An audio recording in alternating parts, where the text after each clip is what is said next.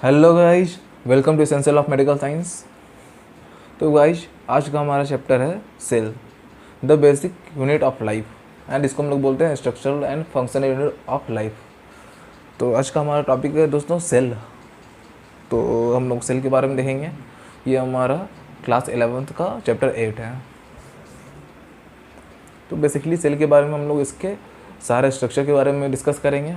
Sales में जो organelles पाए जाते हैं इसको स्ट्रक्चर डिस्कस करेंगे, and difference between plant cell and animal cell में क्या क्या डिफरेंस है वो हम लोग डिस्कस करेंगे। तो दोस्तों हम लोग शुरू करते हैं। सेल्स क्या है? सबसे पहले इसमें आता है सेल थ्योरी। तो सेल थ्योरी क्या, कौन कौन सा सेल थ्योरी था एंड किसके किसके द्वारा दिया गया था? तो फर्स्ट जो सेल थ्योरी था ये क्या था? All organism are made up of cell, मतलब जितने भी जीव हैं, लिविंग थिंग्स हैं, सारे के सारे सेल से ही बने हुए रहते हैं। सेकेंड थ्योरी क्या था? The cell is the basic unit of life in all living things. जो सेल है, जितने भी लिविंग थिंग्स है, सबका बेसिक यूनिट ऑफ लाइफ है। All cell come from existing cell. इसका मतलब क्या हुआ? ये इंपॉर्टेंट पॉइंट है दोस्तों। All cell come from existing cell, मतलब जितने भी सेल्स हैं, जितने भी तरह के सेल्स होते हैं, वो सारे सेल्स कैसे बनते हैं? मतलब एग्जिस्टिंग सेल से, मतलब सेल रिप्रोड्यूस करता है एंड न्यू सेल का फॉर्मेशन करता है। ठीक है ना? This is important because it's so that all living things share a similar structure. ऐसा क्यों है? क्योंकि हर लिविंग थिंग में सिमिलर स्ट्रक्चर ही होता है। ठीक है दोस्तों, नेक्स्ट हम लोग देखेंगे सेल के टाइप्स ऑफ सेल। तो ये हम लोग बचपन से ही पढ़ते आ रहे हैं। सेल के दो टाइप ऑफ सेल पाए जाते हैं बॉडी में, एक prokaryotic cells and eukaryotic cells. ये दो टाइप के सेल होते हैं। तो prokaryotic cells generally bacterial cells को कहा जाता है, एंड यूकैरियोटिक सेल्स वैसे सेल होते हैं जिसमें सेल्स ऑर्गेनेल्स प्रेजेंट होता है। ठीक है दोस्तों, तो नेक्स्ट हम लोग एक एक करके दोनों सेल के बारे में डिस्कस करेंगे। All cell whether they are prokaryotes and eukaryotic have same common features. या सेल प्रोकैरियोटिक हो या यूकैरियोटिक हो, दोनों के पास कॉमन फीचर्स ही रहता है। ठीक है ना? नेक्स्ट हम लोग डिस्कस करते हैं ऑर्गेनेल्स क्या है। Organelles are the structure that enables the cell to live, grow and reproduce. ठीक है ना? ये था हमारा ऑर्गेनेल्स।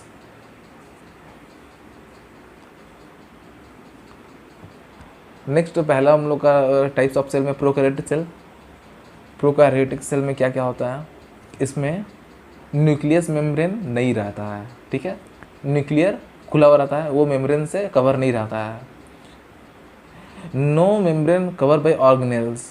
ऑर्गेनेल्स जितने भी रहते हैं सारे ओपन रहते हैं, उसके ऊपर कोई भी मेम्ब्रेन नहीं रहता है। Having circular DNA.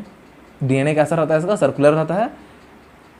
And they are generally bacterial cell. इसको हम लोग क्या बोलते हैं? जितने भी प्रोकैरियोटिक सेल है इसको लगभग बैक्टीरिया में ही पाए जाते हैं, इसलिए हम लोग इसको प्रोकैरियोटिक सेल को बैक्टीरियल सेल भी बोलते हैं। नेक्स्ट हम लोग मूव करेंगे यूकैरियोटिक सेल में। तो यूकैरियोटिक सेल में क्या होता है दोस्तों? Have a nucleus, have a membrane cover organelles, मतलब जितने भी ऑर्गेनेल्स रहते हैं वो मेम्ब्रेन से वो कवर रहते हैं। ठीक है ना?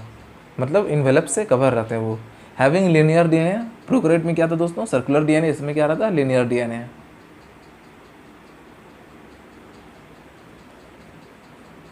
नेक्स्ट हम लोग मूव करते हैं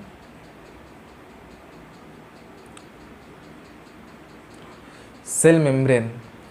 अब दोस्तों हम लोग एक एक करके सारे ऑर्गेनेल्स के बारे में बात करेंगे। सेल मेम्ब्रेन क्या है? सेल मेम्ब्रेन क्या? Outer most surface of the cell, means outer most layer of the cell को हम लोग सेल मेम्ब्रेन बोलते हैं। ठीक है ना दोस्तों? Allow nutrient to into the cell and waste outside the cell.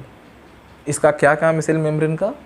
इसका काम ये है कि जितने भी तरह का न्यूट्रिएंट है वो सेल के अंदर आता है, उसको ये अलाउ करता है, एंड जो वेस्ट मटेरियल बचता है उसको ये बाहर जाने में हेल्प करता है। मतलब ये एक तरह का दरवाजा का काम करता है।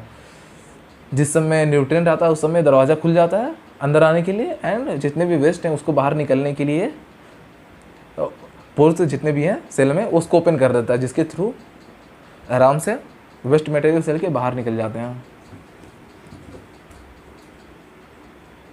नेक्स्ट मूव करेंगे हम लोग दोस्तों साइटोप्लाज्म में। Cytoplasm A jelly like fluid contain in the cell that hold the organelles। मतलब साइटोप्लाज्म में क्या है, साइटोप्लाज्म हमारा जो सेल है, लेट में दोस्तों एक मिनट। अब हम लोग मान लेंगे ये हमारा सेल है, ठीक है ना दोस्तों। तो उसमें क्या होगा, सेंट्रली क्या प्रेजेंट रहेगा, न्यूक्लियस, ठीक है। तब ये जो एरिया बचता है दोस्तों, इसका जो चारों तरफ का खाली एरिया बचता है, इसको क्या बोलते हैं हम लोग, ये जो खाली एरिया बचा है इसको हम लोग बोलते हैं क्या, साइटोप्लाज्म बोलते हैं, ठीक है ना। जो खाली एरिया, मैं आप लोगों को अलग कलर से बताता हूँ, ये जो खाली एरिया है बचा हुआ इसको क्या बोलते हैं हम लोग, साइटोप्लाज्म। और ये था हमारा न्यूक्लियस, ठीक है ना। ये हमारा सेल था ऐसा। तब साइटोप्लाज्म में क्या कंटेंट करता है, जितने भी तरह के सेल ऑर्गेनेल्स हैं ये इसी जगह पे प्रेजेंट रहेंगे, ठीक है ना। सेल, सारे सेल्स ऑर्गेनेल्स कहाँ प्रेजेंट रहते हैं, साइटोप्लाज्म में ही। नेक्स्ट हम लोग मूव करेंगे न्यूक्लियस। न्यूक्लियस क्या है, the control centre of the cell. ये क्या, सेंटर ऑफ द सेल में प्रेजेंट रहता है एंड ये सारे पूरे सेल को कंट्रोल करता है ये, ठीक है दोस्तों। इसमें न्यूक्लियस पाया जाता है एंड न्यूक्लियर मेम्ब्रेन पाया जाता है। Next, contain the cells DNA. इसमें क्या प्रेजेंट रहता है, न्यूक्लियस में डीएनए प्रेजेंट रहता है। इसको हम लोग मेयर ऑफिस बोलते हैं। मेयर ऑफिस मीन्स सेल का जितना भी फंक्शंस है सब कुछ यहाँ से कंट्रोल होता है, ठीक है ना दोस्तों। नेक्स्ट हम लोग मूव करेंगे माइटोकॉन्ड्रिया। माइटोकॉन्ड्रिया क्या है, power centre of the cell. मतलब सेल में जो भी जितने भी तरह के मतलब पावर सप्लाई होगा उसको कौन कंट्रोल करता है, माइटोकॉन्ड्रिया। सारे पावर हाउस इसी में प्रेजेंट रहते हैं, ऐसे हम लोग इसको power house of the cell बोलते हैं। मतलब जो एटीपी कन्वर्ट होता है एनर्जी, सबसे पहला हमारा एनर्जी किस चीज़ में कन्वर्ट होता है, एटीपी में। और ये वो एटीपी कहाँ पे जाके स्टोर होता है, हमारा माइटोकॉन्ड्रिया में जाके स्टोर रहता है। ये स्टोर हो जाता है माइटोकॉन्ड्रिया में जाके। उसके बाद सेल्स को, जो हमारा जो सेल है उसको जितना अमाउंट ऑफ एनर्जी का नीडेड ज़रूरत रहेगा वो माइटोकॉन्ड्रिया के पास भेजेगा रिक्वेस्ट, एंड माइटोकॉन्ड्रिया उसको उतना एनर्जी प्रोवाइड करेगा in the form of ATP. ये हम लोग देख सकते हैं माइटोकॉन्ड्रिया का स्ट्रक्चर कैसा रहता है। ये आउटर मेम्ब्रेन है एंड ये इनर मेम्ब्रेन है एंड ये फोल्ड लाइक स्ट्रक्चर इसका ऐसा पाया जाता है, ठीक है ना। ये फोल्ड लाइक रहता है ऐसा, ठीक है दोस्तों। नेक्स्ट इसके बारे में देखेंगे हम लोग, provide the energy to cell need to move and divide. ये सेल को एनर्जी प्रोवाइड करता है जिससे सेल में का जो मूवमेंट होता है एंड ये डिवाइड कर सकता है to form the new cell. इसको हम लोग और क्या बोल सकते हैं, electric company of the cell. Next हम लोग मूव करेंगे दोस्तों राइबोसोम। राइबोसोम क्या है, site where protein are made. ये ऐसा साइट है जहाँ पे सेल्स का जो प्रोटीन है, जितने भी तरह का प्रोटीन वो बनता है, ठीक है ना। Cell part are made of protein. Cell का जितने सेल का कुछ पार्ट है जो प्रोटीन से बना हुआ रहता है एंड प्रोटीन सिंथेसिस कहाँ पे होता है, राइबोसोम में, ठीक है। फैक्ट्रीज ऑफ द सेल्स इसको बोलते हैं हम लोग। नेक्स्ट हम लोग दोस्तों मूव करेंगे इंडोप्लाज्मिक रेक्टिकुलम, ठीक है ना। इंडोप्लाज्मिक रेक्टिकुलम क्या करता है, ट्रांसपोर्टेशन सिस्टम ऑफ सेल। ये क्या करता है, सेल्स का ट्रांसपोर्टेशन सिस्टम करता है। Means transportation system means cells का जितना भी पार्ट ऑर्गेनल्स है, सॉरी एनर्जी है, एंजाइम है, उसको एक सेल से दूसरे सेल में पहुंचाना इसका काम रहता है, ठीक है। Rough endoplasmic reticulum ribosome is attach.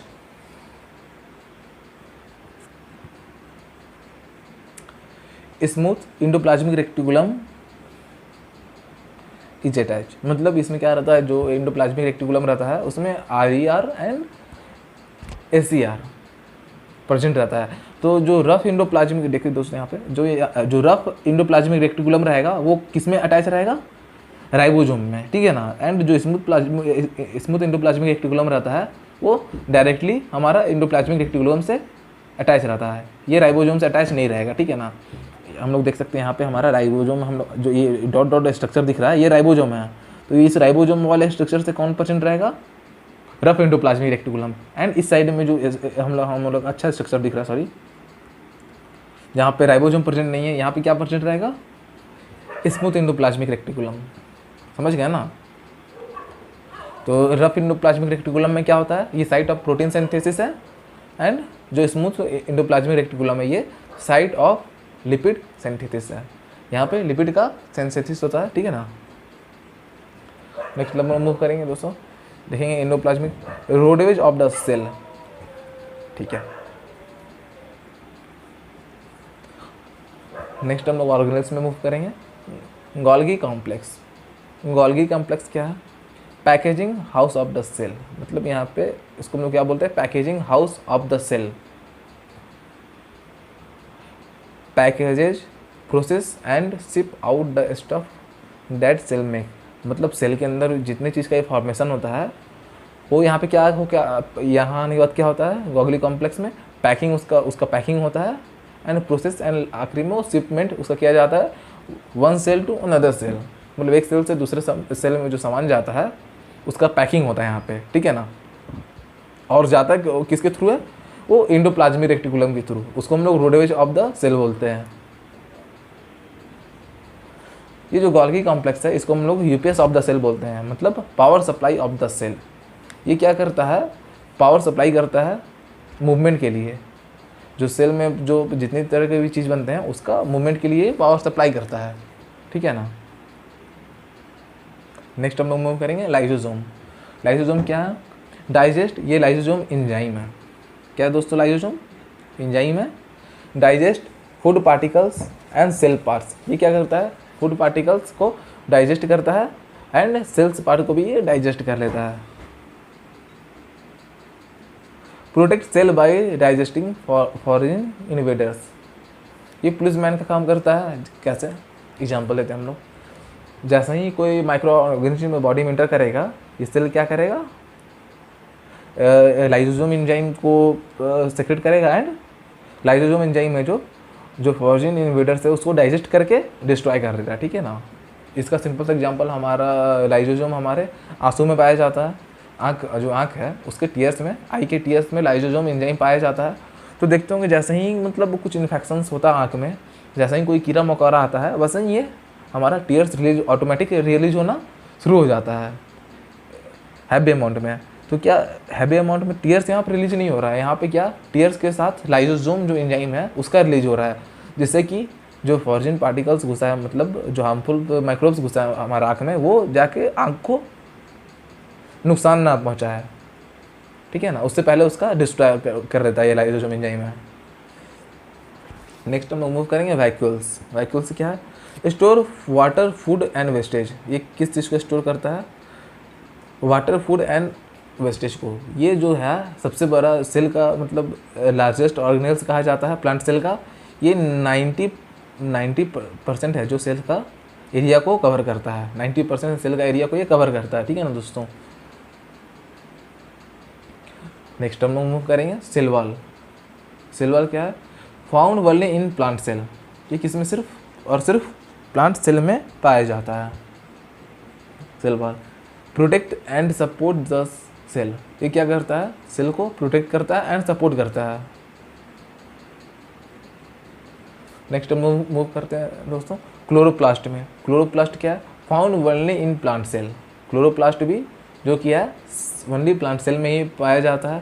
Contain chlorophyll, ये क्या कंटेन करता है, क्लोरोप्लास्ट क्लोरोफिल को कंटेन करता है, जो कि जो लिप्स ऑफ प्लांट रहता है, मतलब पेड़ की पत्तियों को ग्रीन अपीयरेंस बनाता है, एंड इसके हेल्प से प्लांट में फोटोसिंथेसिस होता है, जिसके कारण वो अपना खाना तैयार कर पाता है, बना पाता है, ठीक है ना दोस्तों।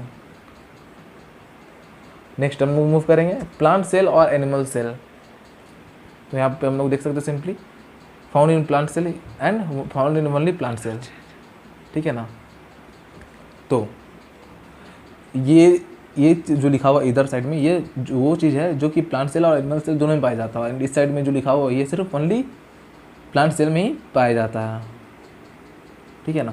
तो दोनों में कौन कौन सा पाया जाता है? Nucleus, Golgi apparatus complex, mitochondria, lysosome, endoplasmic reticulum, cell membrane, ribosome and vacuoles, ये दोनों सेल में पाया जाता है।